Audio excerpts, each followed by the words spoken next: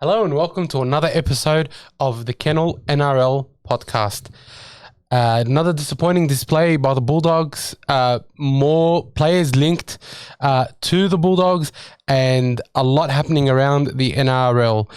Thank you once again for joining us. Before we get going, I'd like to introduce our ever-present co-host, Dibbo. Afternoon, Dibbo. How are you going? Mate, better than ever. I've got a lot of mates that are Doggies fans. They had total meltdowns on the weekend. I think some friendships were severed on the weekend. Yep. You know, so over anything to do with the Dogs, from the Bulldogs to footy boots, you name it. Just, you know, one of those days. Look, the Bulldog supporters, and I speak on behalf of myself first and foremost, but we demand success, and the Bulldogs have been a supporter base that has always had success, and we've supported our team through good and bad. But the last stretch, the last 5-6 years has gone on, I think, far too long. And to continue to see performances like that on Sunday is very frustrating for a Bulldogs fan, considering that we played poorly against Parramatta. And the problem, I think, with the performance we had on Sunday against the Sharks was it was the effort areas that were there, not being outplayed per se. Like, of course, we were outplayed by the Sharks, but their tries up the middle were so easy. But look, before we get into that, I think let's take a step back. Right, I just want to take a step back. Because I want to take a step back and say, make sure you like and subscribe to our podcast. Leave thumbs up, subscribe, because we have a very, very special guest coming on next week. Now, this guest will definitely make some of the older Doggies fans happy. We're going to have yesterday's hero on next week's episode. Who's yesterday's hero, Dibbo? Former Canterbury legend, former Western Suburbs captain, Paul Langmack. Paul Langmack, yesterday's hero. He will be on the podcast next week. And if you did have any specific questions you wanted to ask Paul, please like and subscribe to our channel. Leave some comments below on what you would like to ask Paul. Alternatively, and what you should also do, as well as subscribing, is if you go to thekennel.net.au, you sign up. I'm going to have a thread in there about questions that you would like to ask Paul Langmack. Please put your questions in there as well. And it'll, I'll be sure to ask as many of them as I can. Please keep them relevant, keep them appropriate. But I'm very excited to be having Paul Langmack on next week. Now, I'm waiting for this. Look, the clock's ticking. Look, today, I'm probably going to be the voice of reason. Surprisingly, I don't think that a blow up or a rant is going to be of any value to anyone. Please give us one. No ranting today. Today, I'm going to try and, try and understand the performance of the Bulldogs a little bit more logically and try and manage some expectations. I think the problem with a lot of us Doggy supporters is we haven't managed our expectations of the team this year. So to put it into perspective, the Bulldogs have blooded 10 juniors this year. If you look at the team list on the weekend, we had, 3 or 4 players that had played less than, 10, 15 NRL games, a handful that played maybe around 20 or 30. We had a winger in Ockenbull playing in the second row, making 30, 40 tackles. We had our number 7 gone, our spiritual leader Fox out, and our forwards are playing. I want to say they're playing like dead asses, but to be honest, what I'm getting from our forwards is that they're a bit tired. I know that's not an excuse.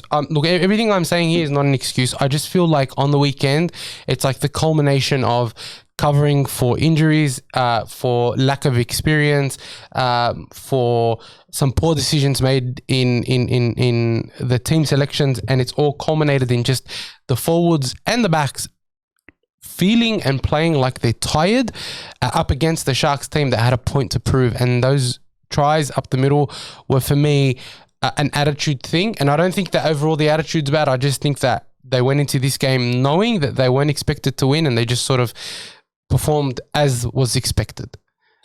So that's where I'm sitting with it in terms of understanding what that performance was all about.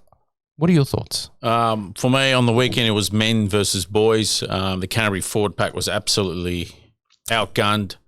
They couldn't make. It got to a stage where it looked quite farcical. They couldn't make 10 or 15 metres. I think we saw a few times Red Marnie kicking on the third or on the fourth from about the 10 or 15 metre line, including once on his own try line.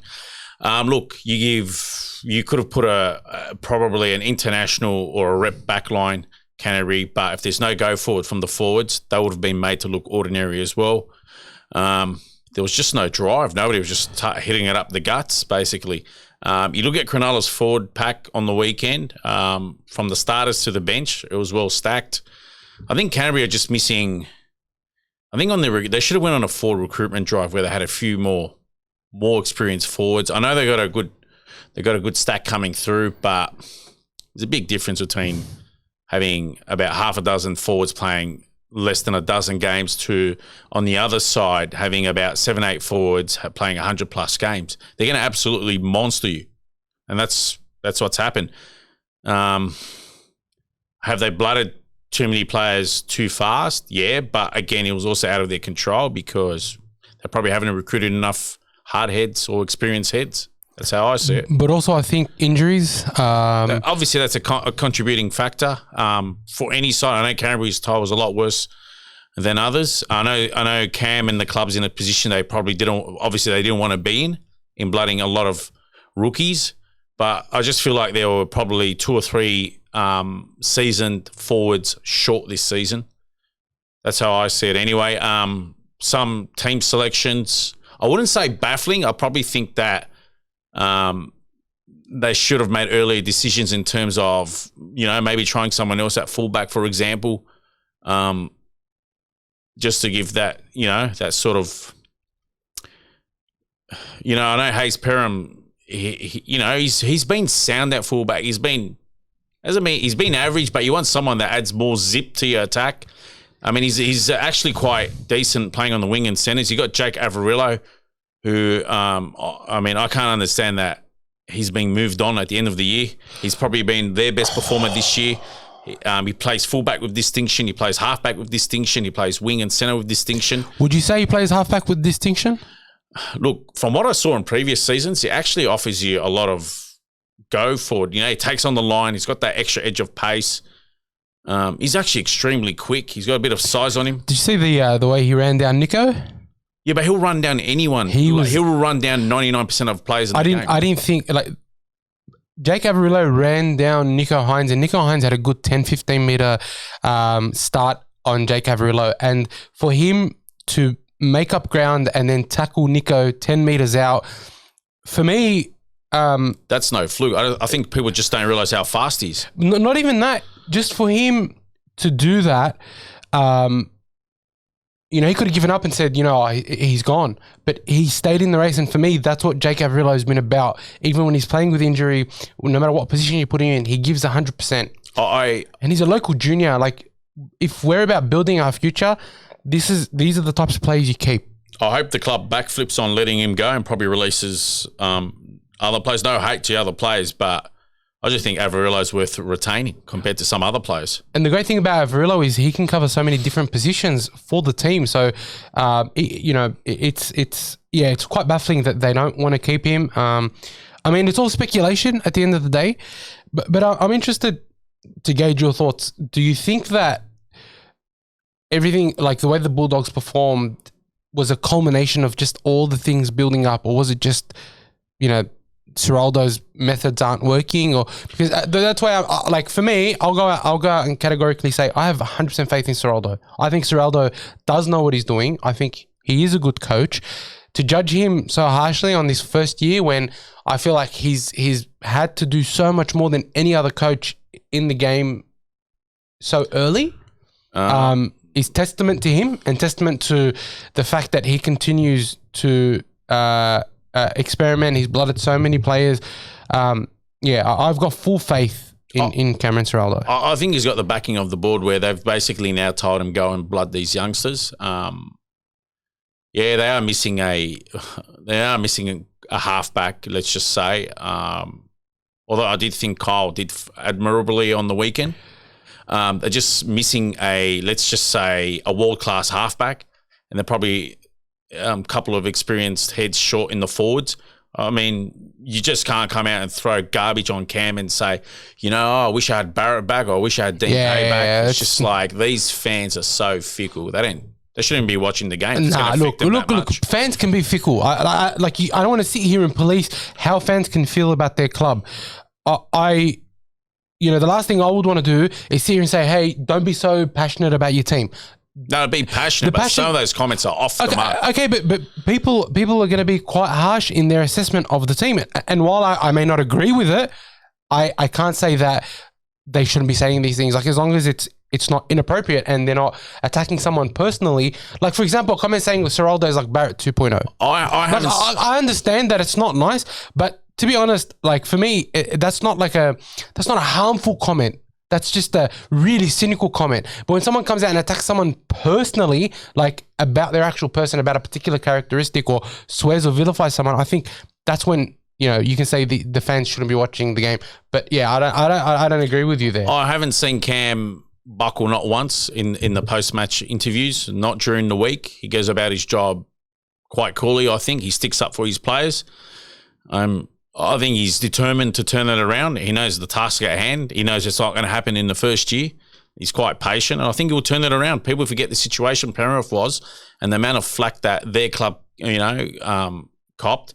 I remember there was the jokes about field goals 5-year plan, which then, they're saying became a 10-year plan, but who had the last laugh? He did, obviously, because three grand final appearances later to premierships, multiple players have gone on to play rep footy. Other clubs are literally rating their first graders, their juniors. I mean, who's had the last laugh? I mean, if you look what Phil's done this year, club membership's up, juniors are doing well. They're getting a core of players that will be there. The whole board and the administration team of the Bulldogs has done well. Gus is trying to. It's not an overnight fix. They've got to understand. It's definitely not an overnight fix. And to be honest, we only just got our board issues sorted, 12 months ago? Just before they brought Gus on. Look, and I'll tell you now, they'll keep improving the board. The board members will come and go. Just keep evolving it. As long as there's no more infighting and extraordinary general meetings to try and oust this person and that person. I think as long as we have those things on the pat, we'll be okay. And I have faith in Cameron Ciraldo. I do think it's going to take longer than expected. You can't judge him off this half a season. I mean, it's only half a season. 100%. And to be honest, again, to the Doggies fans, I know we're hurting and I know we're in a lot of pain, but I would ask sincerely that we give the team some time. There are a lot of juniors that have debuted this year, and they're going to be so much better for it next year. If you do make some comments, keep your comments not too harsh. Just make some criticism, but just remember that at the end of the day, they're hurting just as much as we are. They're out there copying the shellacking. They're out there putting their bodies on the line. They're playing with injury. Like, if you see how many of our players are playing with injury, they're not going to play with injury if they're not fully committed to the team, fully committed to Ciraldo, and fully committed to getting the season back on track. I'm sure King is playing with injury. Carl Olawapu played Sunday with an injury, which I thought was courageous of him, and he still tackled, quite aggressively, starting to look like a lock forward almost in his capabilities in defense.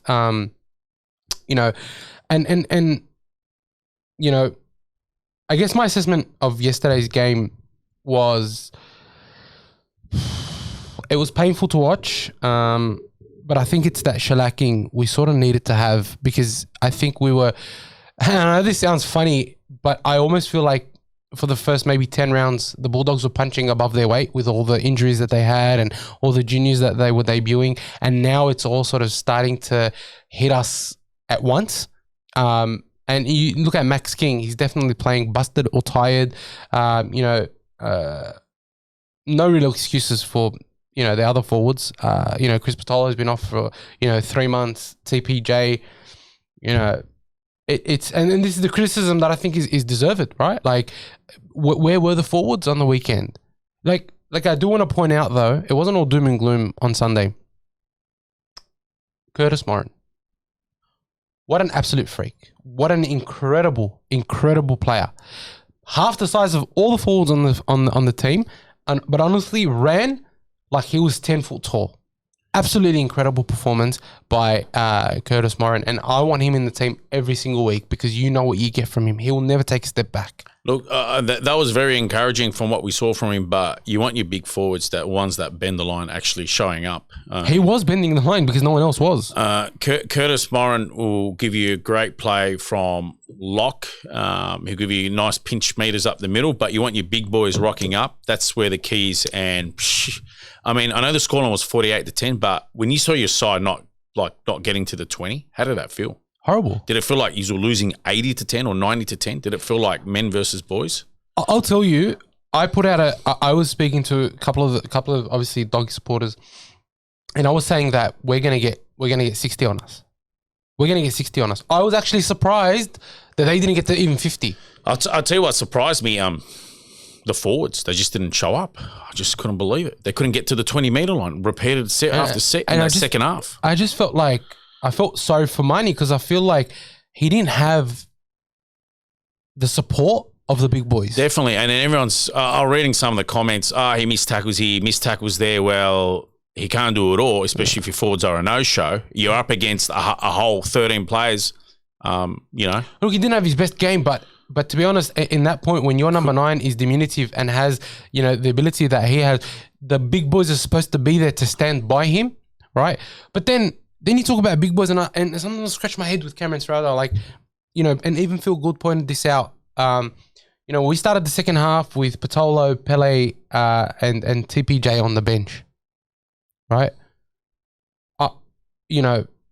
I don't understand that. We were obviously getting mauled in the forwards, and our 3 biggest players were on the bench.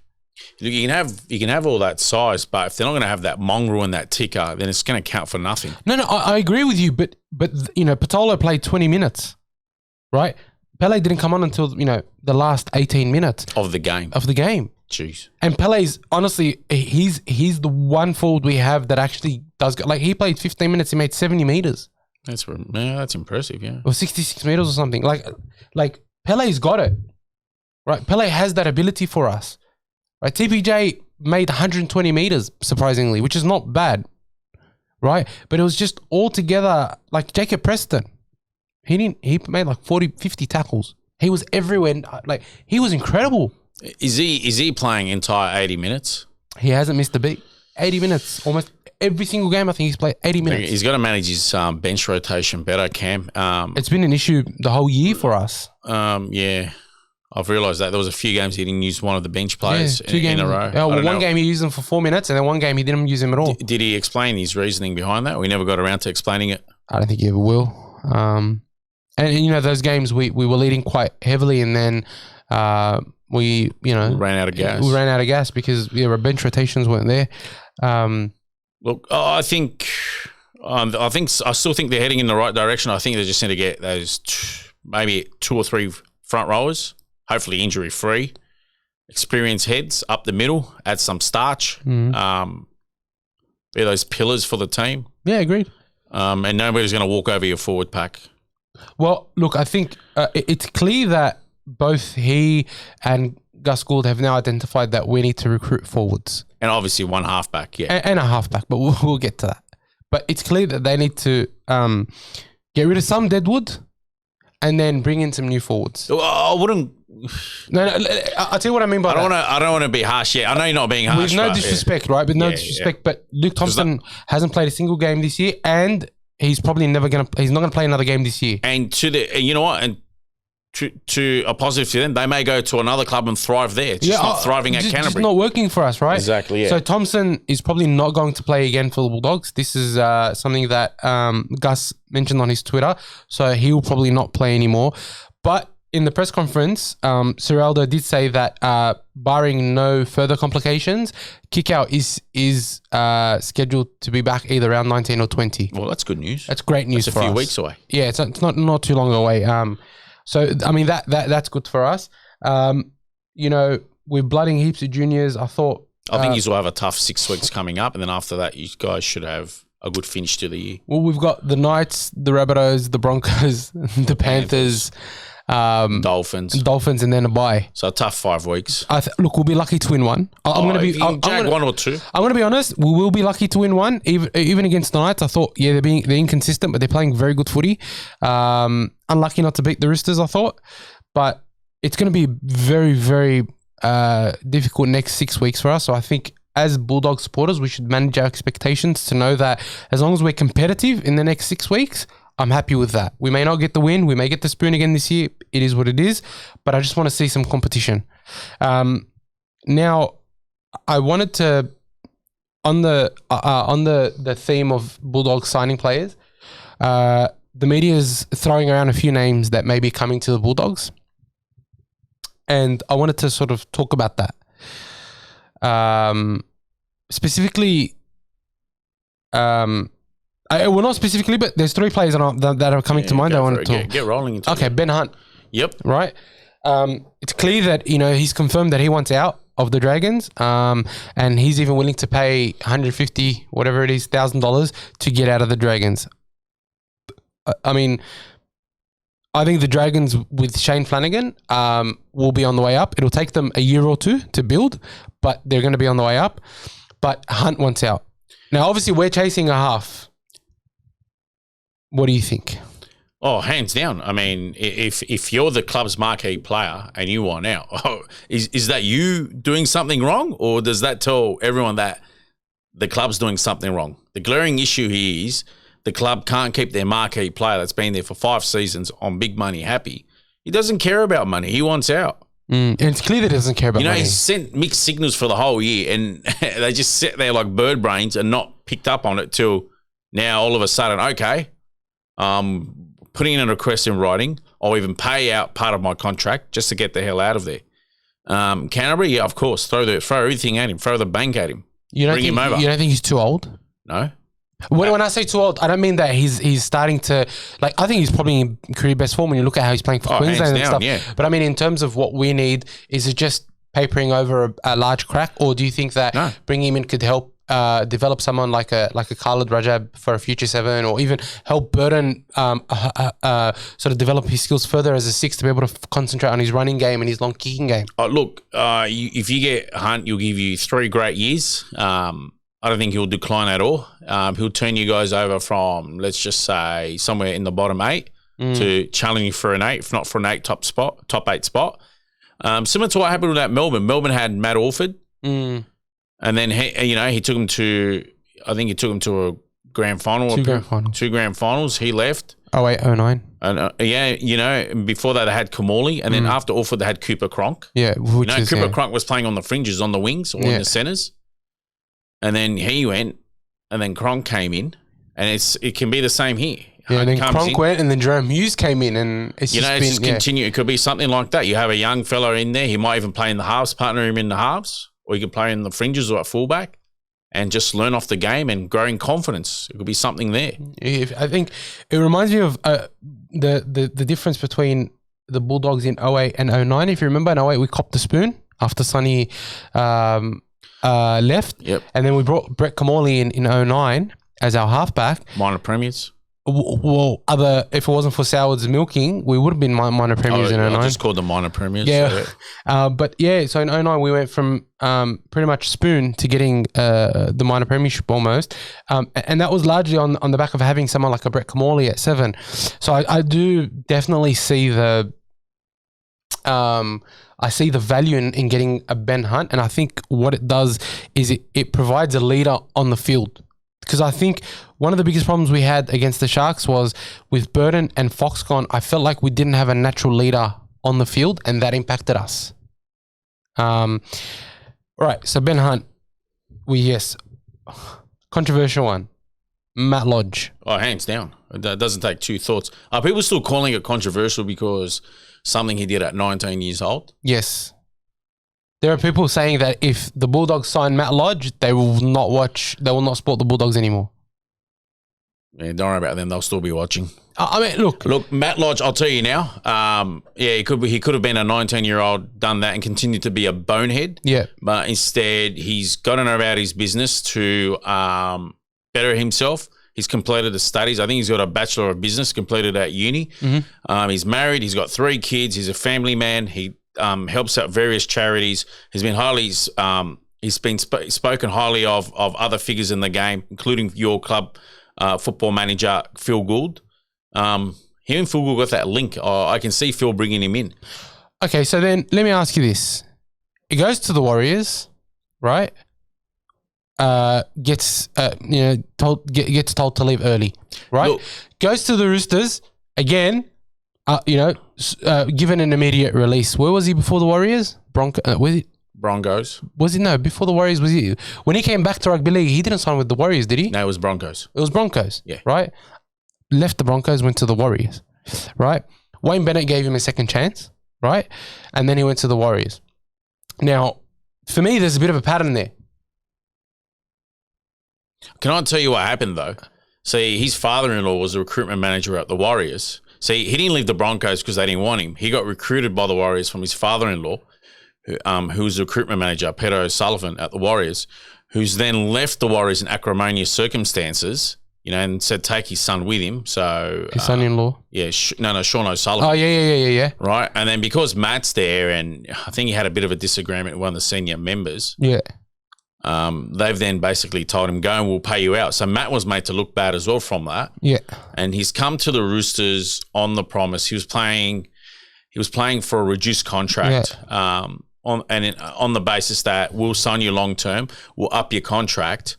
So you've signed for unders, and all of a sudden the club turns around and doesn't want you anymore because they want to retain one of their old heads.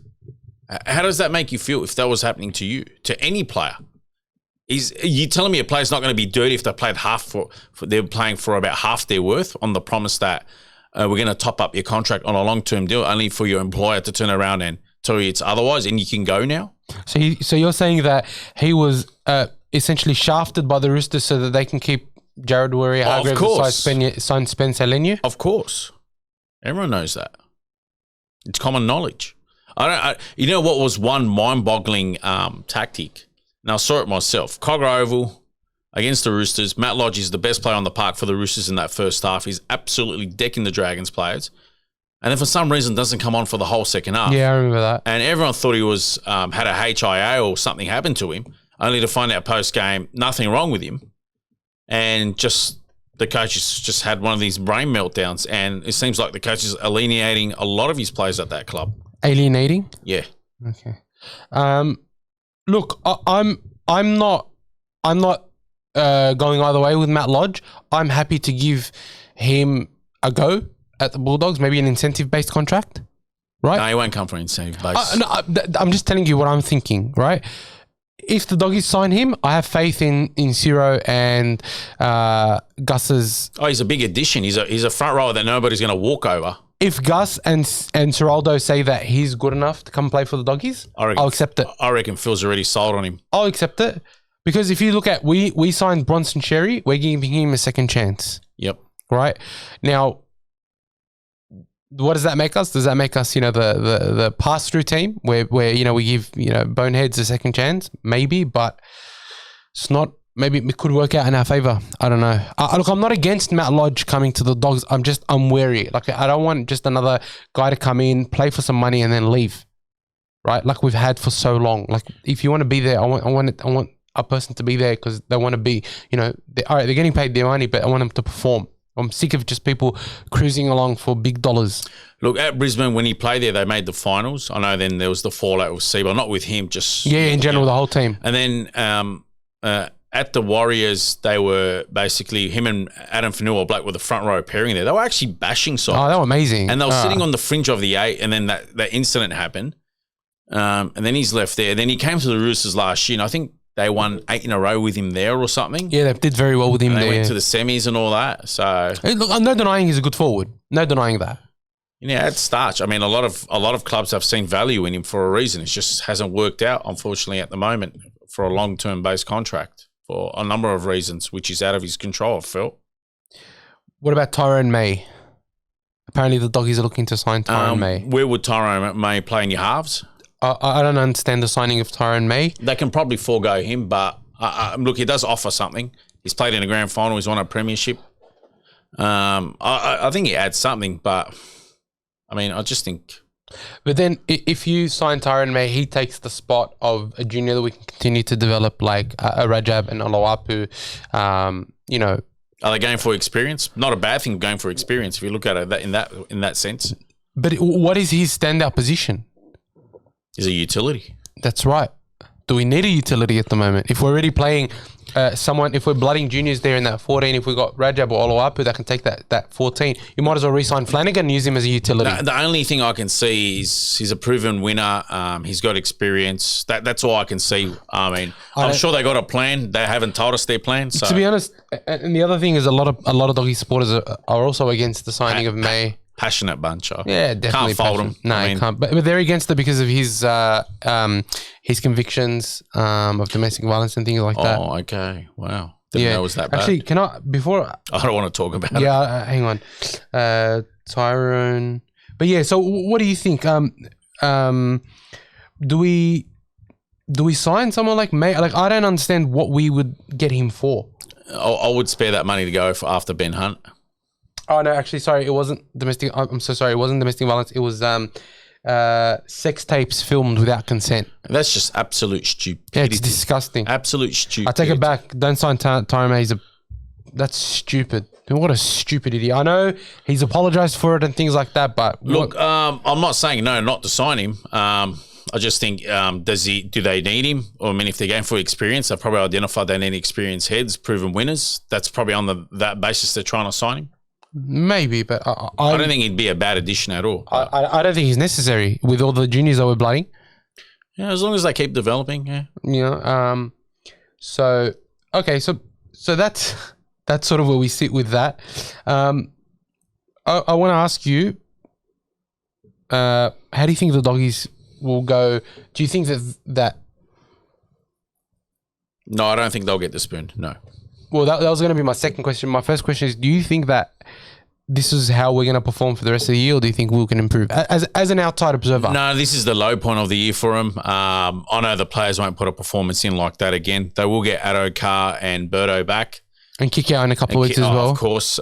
So Luke Thompson's a write-off, you're saying? Well, according to Phil Good, doesn't look like he'll play again this year. And he probably won't play another game for the Bulldogs unless he re-signs for like literally 40%. I think he'll have a good finish to the year. Last 6-7 rounds, I think he's will win more than half your games. That will shoot his clear of the spoon. I think he can probably ping 1 or 2 wins in the next 5 weeks. And then you got the bye as well. The players will get a nice rest to reset for the rest of the year. I know they're going to want to aim up. I know Gus gave him a spray on the weekend, so yeah. Yeah, I thought he was trying to be reserved because he didn't want to. You might end up getting Matt Lodge. Let's say he does agree to the club. He could probably turn out for you guys next week. Against That'd the be Knights. a welcome addition. Absolute welcome addition. Yeah. Look, if we can sign any good forward at this point, it'll be good. Oh, of course. Right. That's really where it comes down to. He's lacking experience. But also we're lacking the attitude. I think the attitude needs to improve. Oh, yeah. New energy comes in, of course. All the players are going to be, they're going to feed off that energy. Looks like when you get a new coach halfway through the year, they go on a 4-match winning run. If we can sign Ben Hunt and a couple of good forwards, I think we'll be in good stead for next year, especially with all the players we've blooded. I hope we re-sign Avarillo. I think that's... Yeah, I hope they backflip on that. A lot of people are mind-boggled. Gus, if you're seeing this, re-sign. Gus, look at me. If you see this, re-sign Avarillo. There are petitions starting to make sure we re-sign Jake Avarillo. The fans want him to stay. You know he's a good player. Listen to your fans. Keep Avarillo around. Thank you. We'll throw in a free burger meal at Burger District on Burwood Road, just around the corner, mate. On your walks through to Joe Bill's. So yeah, I'm itching to have a rant, but I feel like this is the way to go. I think, yeah.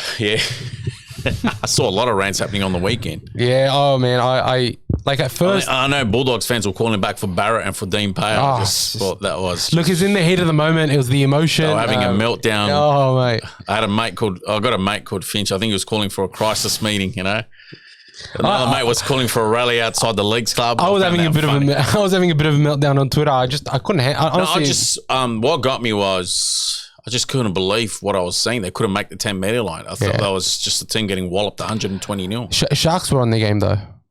Sharks run the game. The forwards are non-existent. Yeah, no, I agree. And then, look, They that need does, go forward. They need does Lodge. come down to rotation. Lodge is available. Take him. Look, it comes down to rotation, comes Take down him. to forward effort, just comes down to a lot of things. So, now, State of Origin. Oh, it gets worse. 2 more sleeps until we watch. Look at Probably the most, in recent memory, probably the most anticipated game 2 because it could in be a 2-0. very, very long time. Could be 2-0 away But from New South home. Wales could also make history. Of course. What do you think? I want your predictions. Well, when Latrell was in the lineup and playing, I thought they had a good chance because I thought he'd score 4 yeah, I tries. remember your comments were like, he's going to score 4 4 tries. tries, 3 try assists. Now he's not there. It comes even harder. They become at longer odds. It's not impossible. It's just that. You're just being negative because Cody Walker wasn't chosen. No. I really hope our halves just have a blinder. I hope Queensland have a shocker. You know, Look, I will say that I hope they have an absolute shocker in front of their home crowd and they all go home crying. the Blues played, I would say, probably 50 or 60% for 68 minutes of the first game, and we were still leading. And Queensland were poor as well. But I mean, we were putting pressure on them. We were doing okay. It was a dour game. It was a rubbish. Yeah, it was a horrible, probably one of the worst Origins I've watched. Yeah, very dour. Not even because we lost. I just thought the atmosphere, everything about it was just a little underwhelming. But having said that, we didn't play that great, and we were leading at the 68th minute, right? If the Blues can go in there and perform at 80-90%, or if we perform at 100%, I think our potential, and you may disagree with me, I know a lot of people probably disagree with me on this, but if we play to 100% of our potential, I think we're a better team than the Queenslanders. If we play to our potential, our ceiling is higher than Queensland. I know. I hope the players don't hate me after this, but I mean, when Latrell was playing, I thought, you know, if they shut him down, Queensland will prevail 26-12. Now he's not playing. I think it's going to be 40-12. No, I actually think the Blues will win.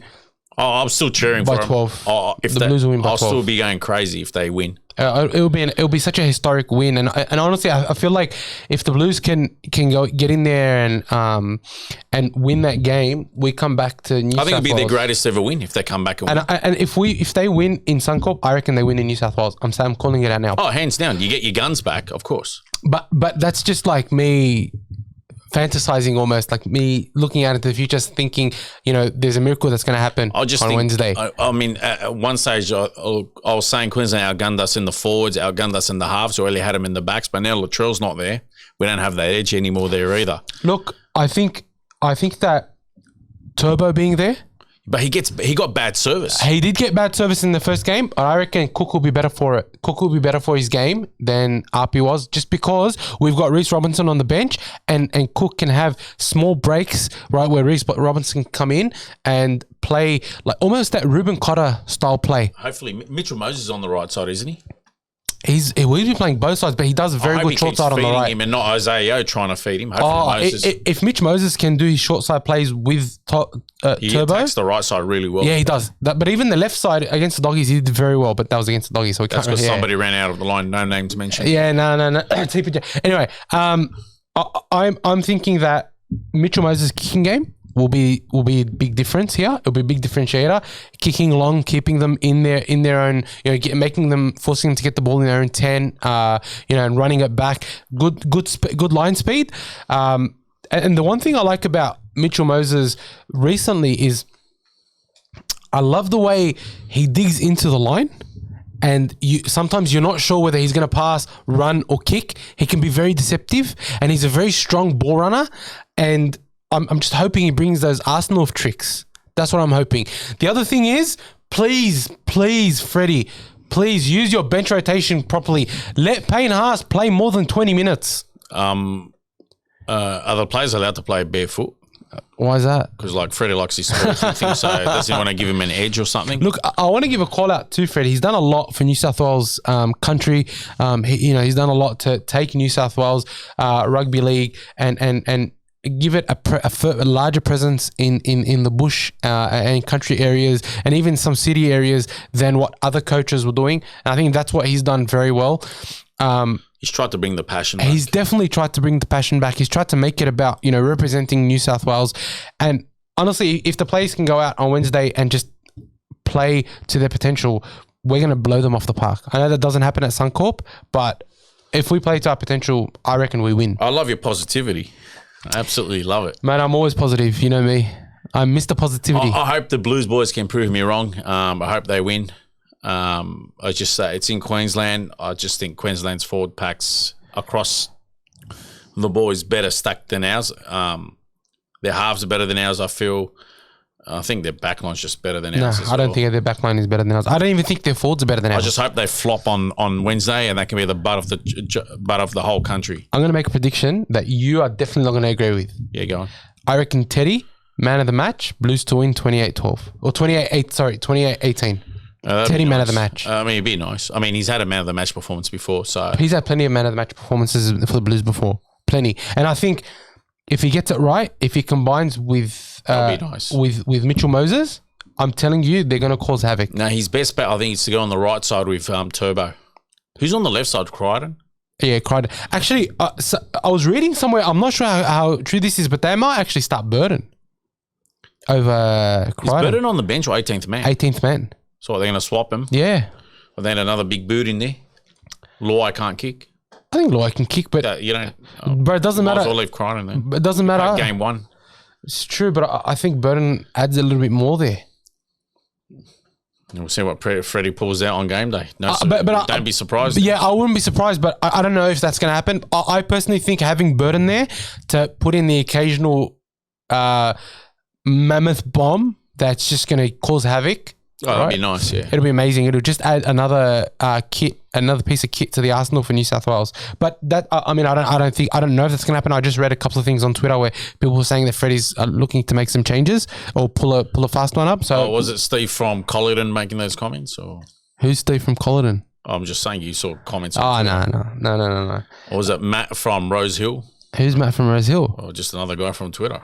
Are you trying to say that I'm listening to dummies on Twitter? Come on, bro. We've been more correct than incorrect on this podcast. I would be more correct than the journos, that's for sure. The ones that called Ryle's signature, for example. Oh, my God. Don't get me started on journos. So what happens if Ben Hunt stays? How do all the journos look afterwards? Again, like well, to be honest, none of the journos haven't been wrong in that he did ask for a release. Of course. Whether the club is unanimous, they're not going to let it go. They just made it look like it's doomsday that he's gone. So what's your origin prediction? I was saying I'll just stick to 26-12 Queensland. Who man of the match? Oh yeah, I'm going to go man of the match. That fullback, Reece Walsh. Reece Walsh? Yeah, Reece Walsh. I just thought someone out of left field. Fair prediction. Someone out of left field. He's probably not one of your favourites to be fullback, but I just think his forwards will lay the platform. It's at home. It's at Suncorp. He's going to want to razzle dazzle. He's full of confidence. I mean, he can potentially overplay his hand. Oh, that'd be nice as well if he did that. I'm not going to complain.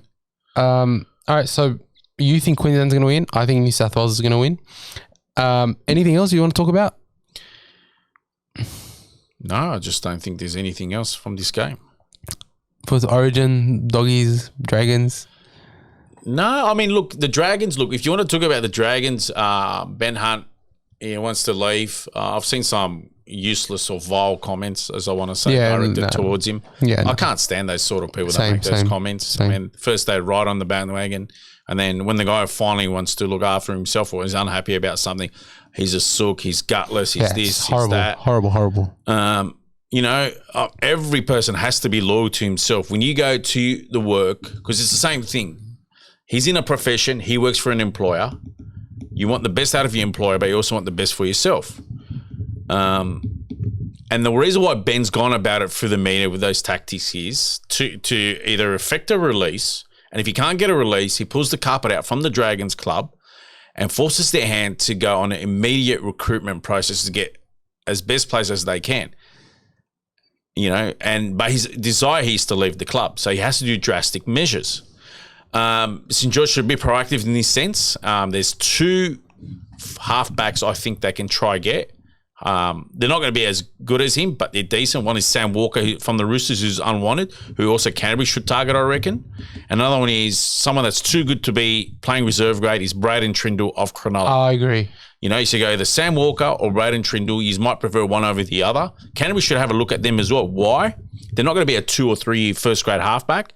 They're at least a 10+ year halfback from now in first grade. Look, I agree, but I think with Trindle, they re-signed him for 2 years. I think their plan is that he's going to succeed Matt Moylan at 5'8". At 5'8". Right. Does he want to stay there? Well, he seems to be happy there. He hasn't made any noise about wanting to leave. Or what happens if he gets made, if a club offers him marquee? I think he'll leave, right? Because you don't say no to that. But my question to you is, you guys have a halfback in waiting. I find him I think he's better off at second receiver. He's so good. Jaden Sullivan? Yeah. At 5'8". Yeah, he looks so good at second receiver. But you guys have Amon. Yeah, he hasn't. I think he's going to end up being a lock or a centre, Amon. You think so? I think he's more of a lock. He's got good ball playing skill. I don't think he has bad ball playing. He can be a ball playing forward. You hit the mark there. Sam Walker, unwanted by the Roosters. By the Roosters, I don't. They want Mitchell Pearce. Well, now they want Ben Hunt. Did you hear the latest? And you know what? They'll get Ben Hunt. Their salary cap went from being $27 million now to $53 million. So I think Ben Hunt's going to end up at the Roosters now. Probably. Yeah. All right. So I think this sort of brings us to the end of the podcast. Can we wear sombrero caps next week? I think we need to wear some sombrero caps. Thank you. So, I guess in summation, one thing for you guys to take out of this podcast is we'll be having Paul Langmack on next week. If you do want to watch that, if you want to ask some questions to Paul, please subscribe to this podcast. Leave some comments in the comments. Leave a comment down below. Thumbs up. It'll help us get even more guests on. And be sure to go to thekennel.net.au. I will say up the Blues. I think that we will win. I will say the Bulldogs need a rest and hope that they come back up against the Knights absolutely firing and raring to go. Thank you for supporting us. Thank you for joining us once again. It's always a pleasure to be here and to be hosting this podcast alongside Dibbo. And we look forward to many, many exciting guests and many exciting events we have planned for the rest of the year. Thank you all for sitting through.